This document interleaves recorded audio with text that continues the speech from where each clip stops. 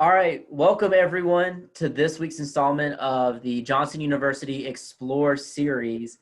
We are so glad that you are with us on this Wednesday afternoon, whether it's your first or your sixth one of these. I don't know what week we're on right now, but we're glad that you're here. So a little bit of recap.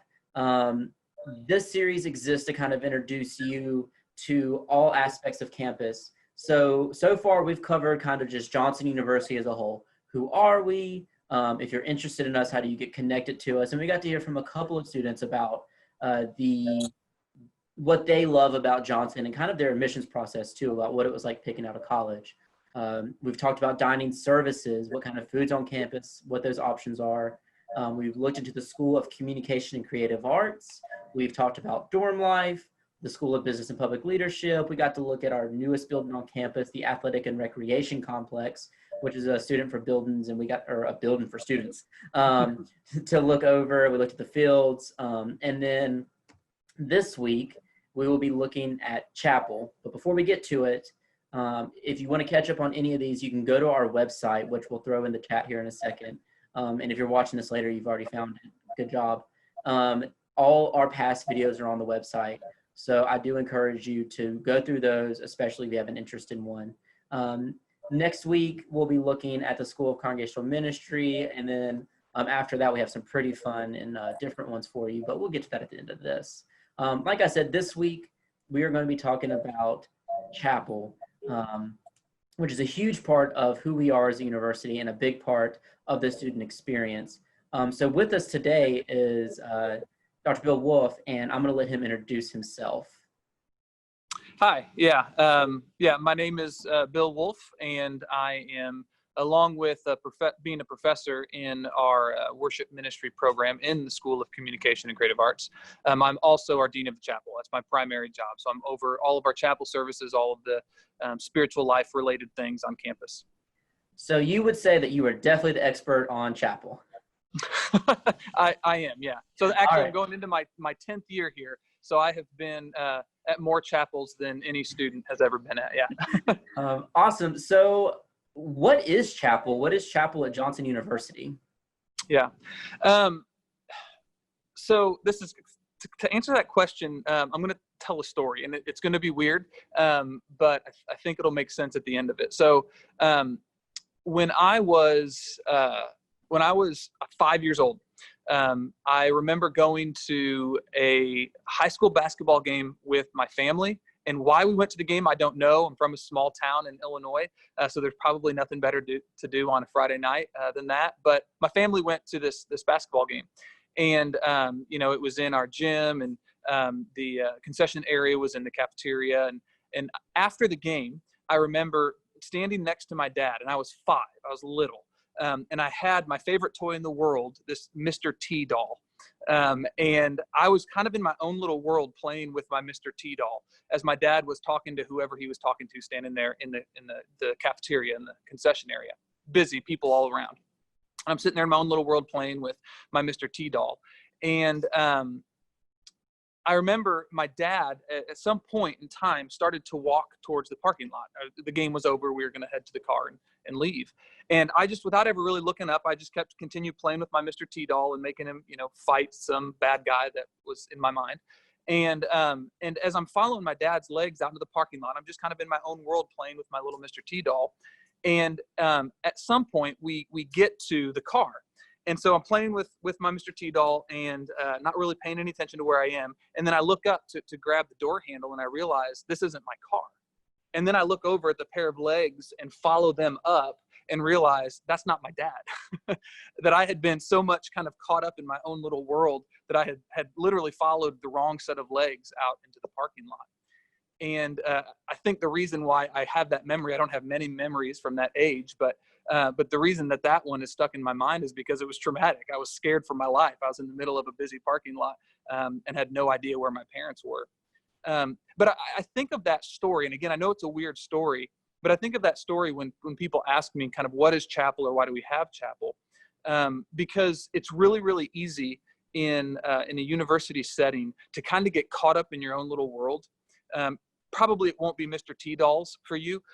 It might be your classes, or it might be a job, or preparing for whatever, vocation you're wanting to go into, or it might be your group of friends, or it might be a sport, or, it could be any number of things. But it's really, really easy to get caught up in our own little world with kind of whatever's right in front of us, and forget to look up from time to time and make sure that we're following the right set of legs, to make sure we're following God's desire for our life, not our own desire for our life. So chapel is that time weekly for us to stop, to look up from the little things that we've got in front of us, and to look up to make sure that we are in line with God.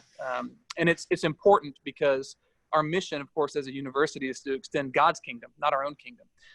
And so if we want to extend God's kingdom, then we have to make sure we're following God. And so chapel is that time where we kind of set everything else aside and we focus on God. We pray, we read scripture, we study scripture, and we do it together. Yeah, I think that is an awesome analogy. And I think that story sums it up pretty well, what chapel does for students here on campus.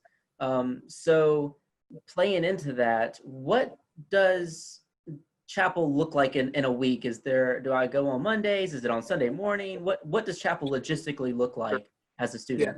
Yeah. So in a regular year, a regular semester, we have two main chapel services where we're in this space, which I may show you here in a minute. But where we gather together, the entire campus body, and it's not just students, faculty and staff as well are encouraged to come, but where the campus all gathers together in this space, and we have a chapel service, which isn't unlike in terms of its form and content. It's not unlike a church service. So we start with songs, and we have a message of some kind, and a message that is typically, scripture, or something straight from scripture. And then we, of course, pray together, and we do other things as well. Not every single service looks the same, but on Tuesday and Thursday mornings at 9 a.m., we all gather in this space for our chapel service. And then on Wednesday mornings, we usually, again, at 9 o'clock, although there's some flexibility with that, but typically at 9 o'clock on Wednesday mornings, we kind of spread out all over campus for chapel groups. And those are essentially small groups that are led by faculty and staff members, and range from anything from kind of Bible studies to maybe more accountability groups. Some are based on kind of interest. So for example, our FCA club on campus, Fellowship of Christian Athletes, they have a group on Wednesday mornings. So it could be based on interest or a study of some kind, but they last for the semester, and that's on Wednesday mornings. So it ends up being 3 mornings of the week at 9 o'clock, Tuesday, Wednesday, and Thursday, with Tuesday and Thursday being services in this space, and Wednesday being chapel groups. Is it, I know I'm going to want to go to all these because they already sound fun, but is there a requirement for an amount that I have to go to? Do I have to go to the Wednesday ones? Can you talk about that a little bit? Sure, yeah. And as you said, I mean, there's no reason to worry about requirements when you want to be at every single one, right? No, that's a great question, and that's a question that, of course, students want to know, and rightfully so. If you kind of do the math, we have 15 weeks in a semester, and so as I said, that's 3 mornings a week. So 15 times 3 is 45, and then there is typically 3 days for various reasons that we don't have chapel. Things like fall break, or we have a service day where students kind of go into Knoxville and do various things that our Student Government Association organizes. So on that day, we don't have classes, we don't have chapel. So there's usually 2 or 3 days where we don't have chapel. So if you take 45 minus 3, you get 42. And so kind of the requirement, again, in a normal semester, the requirement is out of those 42 chapels, you need to attain 36 credits. So you need to attend essentially 36. Now, there's always questions regarding, people have conflicts with work schedule or commuters coming from off campus. I'm always willing to work with students, and I'm as gracious as I possibly can be regarding kind of individual cases where meeting that is difficult. But yeah, for most students, 36 credits out of those 42 is the requirement to pass chapel. Awesome. So I think I've got a pretty good understanding of why with the analogy we got, and I'm understanding what it looks like in terms of my flow. I'll wake up on Tuesday, Wednesdays, and Thursdays. And that's kind of how I'll probably start my day, unless I have a class earlier. But can you speak to what does a chapel service look like? You said that we, we'll have someone who come up to speak from scripture, but like, who is that? Is there music? Is there like, what happens during a chapel service? Yeah. Well, first of all, to kind of answer the who question there, the planning of our services comes from a group of students called the Chapel Leadership Team. And it's a team of students, around 12, that get together weekly, and we pray over our chapel services and we plan our chapel services. And then typically from that group, we get our music leaders, our worship leaders. And so it's not only them who are on stage, but they're often the ones who lead the music. So yeah, we start with 2 or 3 songs often, and it's 99% of the time it's students who are leading the music. Every once in a while, you'll get a faculty member who, wants to relive the glory days and get up there and play bass or drums or something. But most of the time, it's entirely student bands that lead our music. And then in terms of who speaks in chapel, it's a mix of faculty members, so people from on campus, and then some people from off campus. And when I get people from off campus, I'm really intentional about trying to get a diverse group of people. So some of them are local ministers, but I also want to get people who aren't necessarily in vocational ministry, because so many of our students aren't here to train for that. And so I try to get, I could give lots of examples, but I try to get a diverse group of speakers from off campus. And so over the course of a semester, you're going to hear a lot of different voices, see a lot of different faces. And kind of the thing that unites all of it is our chapel theme, which is a passage of scripture that just is kind of our anchor for the semester. That while we're hearing all these other voices and getting all these other perspectives, the thing that's anchoring us is this passage of scripture that for the year is kind of our guide. Yeah, and I think that's a good transition, because behind you, I see all of these different banners with different, what looks to be themes on them. You're sitting in the room now where we have our chapels. Can you just show us around a little bit? It looks like it's under construction, but it is, yeah. Just show us around what it looks like. Yep, absolutely, yeah. And I will apologize because, as you said, it's under construction for sure. But yeah, I'll pick up my phone here and then flip our view and give you a little bit of a tour. So as you can see right out of the gate, the floor itself, while a very nice wood floor, it looks like a gym floor, even though we don't have basketball hoops up anymore. This used to be, prior to the athletic and recreation complex built across the street, this was where all of our athletics had both their games as well as their practices. So at some point in time, this room will be renovated, and we'll keep the wood floor, but it might not have the logo on it anymore. The walls will be painted, but anyway, so this is our auditorium space, and it's under construction, so it won't look like this during the school year at all, with all the curtains open, but and obviously all the lights are out as well, or have been taken down, so inventory's being done while construction's being done. But this is the stage, and we usually have a drop stage that comes out a little bit. One of the things that I just am kind of insistent on is that we try to eliminate as much as we can the space between what happens up on stage and the congregation, or the student body, the campus body. So we do what we can and try to get a stage out a little bit into the room to eliminate that space. So, but this is the stage. I'm walking slowly so I don't trip here. Typically, so this black curtain that's right there will be closed.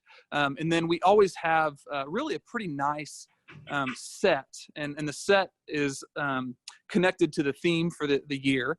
And so that set kind of is the backdrop for the year on stage. And so this is what is left of last year's set, all that wood there. And then, as you can see, as Ryan pointed out up on the walls there, this isn't all that interesting in terms of chapel necessarily, but because it's really just at this point decor that's backstage. But it does show you some of our past themes. So these are theme banners that used to hang out in the middle of the room that are now backstage. So some of our past themes have been things like, because of your participation in the gospel, which comes from Philippians chapter 1, my praise in the great assembly, which comes from Hebrews 2, Yahweh, Exodus 34, and then Lord, teach us to pray from Luke 11. And so, one of the things that I do when I plan chapel is I try to find a passage of scripture that is, how to say this, that's expansive enough that we can actually sit with it for a full year and hear different perspectives on it, and that we're not hearing the same thing over and over, but that actually there's some progression to the theme throughout the year. And so these are those past themes. I'll go ahead and give you the heads up. This next year, our theme, although we don't have a banner for it yet, is going to come from 1 Corinthians 13, and love never fails. And it's going to be a study on Christian love, which I think is important always, and especially right now. So just to kind of, since I'm back here, I'll show you the rest of backstage. And again, usually this is much darker with curtains drawn, but this is functions. It's a little bit of a mess, but functions is a green room for us here. So you can see the screens right there that allow people who are backstage to see what's going on and hear what's going on. We have a wonderful media services team that is, it actually, in terms of work study, employs somewhere around 12 students every semester who are backstage and up in the sound booth and in the video booth and making all of this happen. And they are led by 3 staff members who are amazing. And I'm always complimented by guest speakers on our media services team. They always tell us how great of a job they do and how it just doesn't compare to any other place that they go to speak. And so it's one of my favorite things because they're complimenting our students when they compliment us on that. So this is what it looks like from the stage. Again, with no pretty lights on or anything in the room, but this is what it looks like. So you can notice the vast expanse between stage and bleachers. There are usually around 250 chairs that are set up between here and there. So right now there's one where I was sitting. But yeah, so most of our students will sit actually on chairs on the floor, and then the bleachers really function for us as overflow. And then the big box in the back of the room there, at top of the bleachers in the middle section, is our sound booth. And then those windows to the right up at the top, that's our video booth. So again, those are students who are doing all of the production technology for us during our chapel services. But yeah, that is pretty much the space that we work with, and where you gather every Tuesday and Thursday morning for chapel. Yeah, it's an awesome looking space. I'm excited for the walls to be painted, the floor to be redone the way you want. Yeah.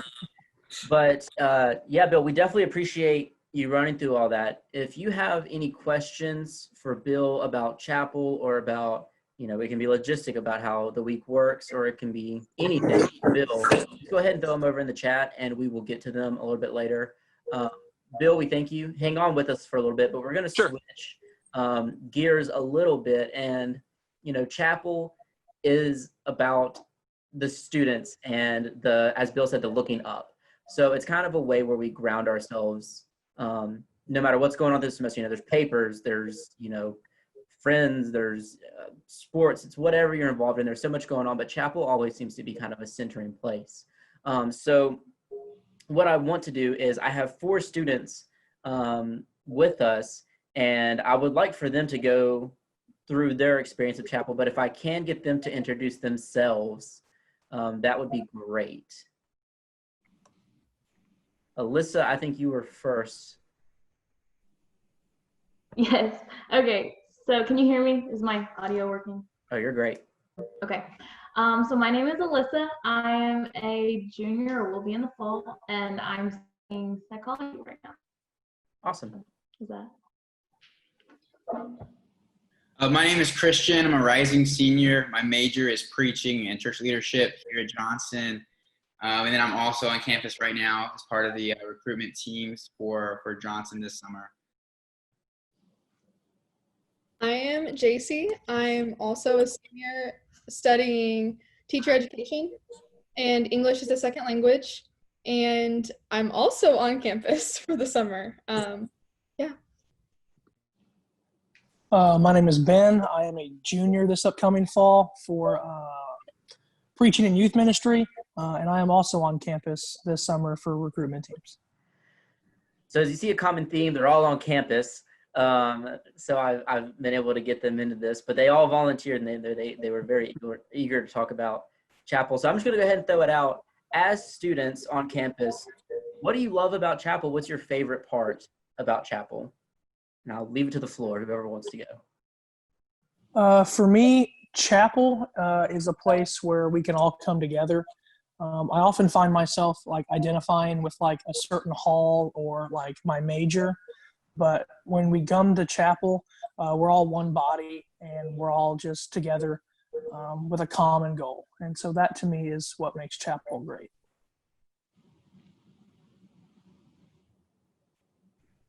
I will second that. And also, one of my favorite things about Chapel is that it's, like you mentioned, Ryan, it's like a centering kind of thing, like refreshes each day. And to get to do that with people that I eat with daily and walk through the hallways daily, it's just really special. And I think creates a unique like bond and relationship between the school as a whole. So that's my favorite part. For me, as an individual on the Chapel leadership team, as Bill mentioned earlier, I love Chapel because it provides me with a great medium that I'm able to serve the student body, to serve Johnson, while at the same way bringing glory and honor to God through the gifts that He's given me. That's probably my favorite part about Chapel. I love the spiritual accountability it brings. One of my personal favorites is like Wednesday small group, and I've in the past for 3 semesters have been a part of the women's small group that meets in one of the faculty's homes, and it's so nice on Wednesday mornings to come together with a group of women. And I think like Ben, kind of the theme that I heard, it like transcends just that day. It, we come together and it just unifies us. As a staff member, I second all of that. And here's a question for you, and Bill, if you want to chime in too. Can you recall a favorite chapel of yours, or is there a favorite chapel group that you have in particular? I know throughout the year, and Bill, you can maybe speak to this too, we have a major overarching theme that you showed us the posters, but I know there are like sometimes specific weeks within the year where we focus on an aspect, or there's a special theme to that week. But is there a favorite chapel that anyone can think of that they've been a part of, that they've seen, or a speaker that said something, or maybe it's a Wednesday chapel group that they just love? Like Alyssa mentioned the women's group that she's a part of. Yeah, I'll answer both of those questions. So for one, regarding the small group, I kind of tend to, one, I lead a men's small group, and so I would be betraying their confidence as if I said that wasn't my favorite. But in addition to that, I actually get to function as the student body vice president in SGA, which actually gives you chapel group credit as well. We meet on Friday mornings. It's a great organization. So I really love those two. And then to speak to my favorite chapel, my favorite chapel theme, or something like that. Each year, at least for the last couple of years, we've been doing Student Revival Week, which is basically an opportunity for SGA to kind of take over a chapel leadership team for that week and kind of plan and invite speakers to come, and they work alongside a chapel leadership team to have music played and just really cool things done and events carried out during the course of that week. And so this past year, we actually had that like right before all the COVID stuff hit. And so it was just kind of a great opportunity. And I loved that last year as well. And I'm looking forward to this year's Student Revival Week during June. Yeah, there's been a lot of speakers and things that I've appreciated. Oh, I think you were accidentally muted. Mute myself. There you go. Yep.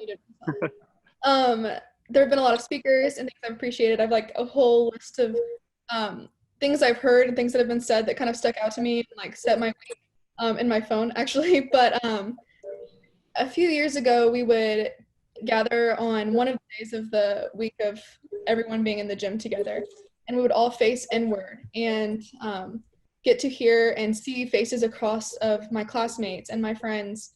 And that, like, there are even services now that feel just especially spiritually intimate, and like I'll always remember probably some of those services and those moments where I was able to look across during worship and see my whole school just surrounding and praising together. So those are some of my favorite memories of chapel.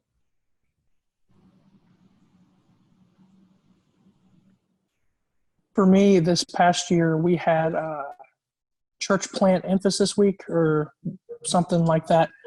We had, I believe it was 3 different speakers come in and talk about how they talked about their experiences planting churches. And it was very interesting because I never really thought about stuff like that before I came to Johnson. And so to hear their personal stories personally was my favorite. One of the things that like sticks out in my memory is communion during chapel, like specifically like during the Tuesday, Thursday chapel. I remember especially freshman year, there was one group that I got in because like we got communion and then dispersed into small groups. And one of the groups I was in, it was like just 3 of us. And the things that were shared in the prayer requests, like asked for, and the bond built was just so special. And like I've still connected with them outside of chapel, but we wouldn't have outside of that situation. Yeah, I think for me, as I said, I've been going to chapel now for 9 years, so I've got lots. But the ones that stick out to me, as actually both Alyssa and JC mentioned, are those ones where things are a little bit more intimate. So there was a year where actually one day a week, I don't remember if it was Tuesday or Thursday, we arranged the chairs completely in the round. So we put tables for communion in the center of the room, and then we had chairs facing every direction around that table. We even put chairs up on the stage in order to get enough chairs in the room. And that was probably my favorite year of chapels, just in terms of the intimacy of that. In fact, I ended up, because it was so weird and so foreign to kind of a lot of our of what we experience in church, that I actually ended up leading a lot of those, just from on the floor, with a guitar in my hand, or pick up a Bible and just lead from down there. And I just loved that. I loved that we didn't need a stage, we didn't need stage lights, we didn't actually need screens or anything like that. That we printed out some lyrics and had the scripture for the day and bread and grape juice, and that was it. So, but in terms of one chapel, a couple years ago, and it was actually the Lord Teach Us to Pray year, we had the backdrop was like a blackboard, and we had chalk, and we just kind of encouraged the students in the first chapel of the year to, if we're going to ask Lord Teach Us to Pray, we're going to need to be honest about what we need prayer for. So I just invited the students to come up on stage and grab a piece of chalk and write out a prayer need on that chalkboard. And it was cool. I mean, you can look at the video of it. I have on live stream, where just the stage is flooded with students. And that backdrop allowed me for the rest of that year to just kind of in my prayer time to come into this room and actually see specific needs of students to pray for them. And so those, again, both of those are examples of times when that separation between the performance on stage and the gathered body is eliminated. But yeah, those are definitely my favorites. That's awesome. I always love hearing everyone's favorite part of chapel, or their favorite chapel that they've been a part of, because they're always different, but they always seem to have these common threads. So it seems that chapel is this kind of grounding place. I think that's pretty well established. Unless there's anything else, I feel like I've asked the questions I want to ask, but I don't want to miss anything. Students, friends, Bill, is there any last thoughts or comments that we have maybe missed about chapel? I actually have a question. If Yes. Yes. I wanted to ask. I noticed earlier, Bill, when you were explaining Chapel, what it is, what it looks like here at Johnson, you emphasize normal year most of the times, and so I assume it'll be a little bit different this fall with everything that's going on. Do we kind of know yet what exactly that will look like, or is that those policies and things like that still being worked out currently?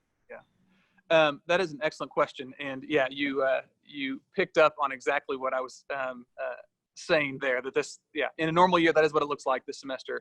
This fall semester, at the very least, will not be normal. In terms of what it will look like, I don't know how much time you all have, but that's a long answer. The easy answer is we'll still gather in this space on Tuesday and Thursday mornings. However, for for the purpose of social distancing, we will split the student body in half, basically, and half of the campus will come on Tuesdays and half will come on Thursdays. So for a student, there'll still be chapel groups, and those will follow the same kind of guidelines that classrooms will have to follow in terms of distancing. But as far as the kind of main chapel services, you will only attend one a week. And that's awesome. I think it speaks to these very weird times where we know there's going to have to be a lot of adjustments made for all aspects of our life, that chapel is still very much so the center, and we're trying to figure out how to maintain what chapel means to a student, even amongst a global pandemic. So that's always really encouraging to hear. Yeah, and that was one of the things that I was, as kind of the spring was ending and the summer was beginning, and there's still so much that's unknown, but even more so then. I didn't know what kind of gathering size we would have. I didn't know what rules and guidelines we were going to have to follow. But the one thing I was committed to is, even if the max gathering size is 10, then we're going to gather in groups of 10. That I value us still getting together, still gathering together. I'm still experiencing that community and that kind of connectivity to one another, especially given the way that last spring ended. We got lots of content on the video screen, but we want to be together. And so I was thrilled to find out that we would be able to gather with half of the student body at one time. That, again, I was planning on having 10 different chapel services going on at one time around campus. So so that gathering together and that community experience in that community is still at the heart of what we'll be doing. Other questions, comments, anything else we missed about chapel that we'd like to speak to?